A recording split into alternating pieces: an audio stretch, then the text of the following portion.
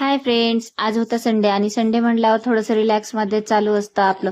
आता इथे बघा मस्त असा नाश्ता बनवायला घेतला. आता आज बनवणार होते उपमा आणि इथे बघा मस्त असं रवा भाजून घेतला. खमंग रवा भाजला ना उपमा खूप छान होतो आणि पोटाला पण जड जात नाही.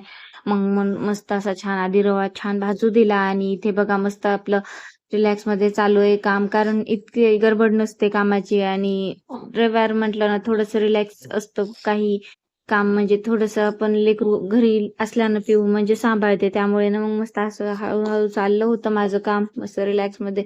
आणि इथे ना मग काही राहिलं ना असं शेगडी खाली असल्यामुळे ना सगळं सामान उठून उठून घ्यावं लागतं. आणि इथे माझी देवाची पूजा पण झाली होती मस्त अशी. आता देवाची पूजा वगैरे झाली होती, छान प्रसन्न वाटत होतं. धूपदीपांचा वास पण सुटला होता मस्त असा घरात.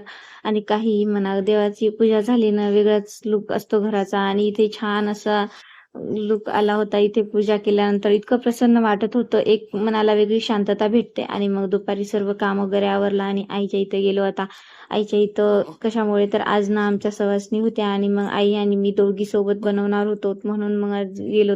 इथे आईने पुरणाची तयारी पण केली होती. आता इथे मस्त पूर्ण दळून घेतले आणि इथं मस्त पुरण पण हाटून घ्यायला, शिजून घ्यायला म्हणजे कढई ठेवली आणि इथे मस्त तूप टाकून पुरण पण शिजून घेतलं.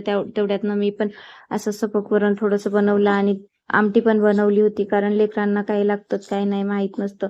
आणि इथे बघा आता देवाला दिवे पण असे छान तयार केले होते आम्ही. इथे आरत्या, आणि आरत्या ही आई भवानीला घेऊन गेली. आणि इथे नारळ पण पिऊचं बघा, इथे मल्हारला अशी करत होती, नारळासोबत ती खेळत होती. आणि त्या दोघी जणी आता पिऊ आणि आई निघाल्या देवाला आणि मी गेले नाही, कारण मल्हारला म्हटलं ऊन वगैरे लागन, खूपच ऊन होतं. आणि देवाला अशा हिवून आधी मी पाया पडून आले होते, त्यामुळे गेले नाही. आणि इथे मस्त असं आरत्या आई घेऊन निघाली. होता छान ओटीचं सामान वगैरे इतकं छान ताट तयार केलं होतं आईने मस्त असं.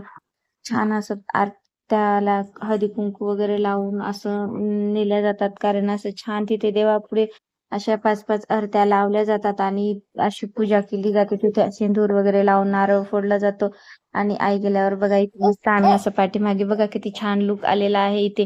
इतका छान लुक येतो. आईच्या घराच्या पाठीमागे असा व्ह्यू आहे आणि आईच्या घराच्या पाठीमागेच आईचं शेत आहे, त्यामुळे ना असा व्ह्यू येतो.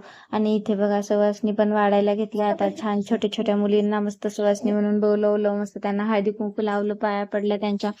आणि आता आई हळदी कुंकू लावून घेत आहे.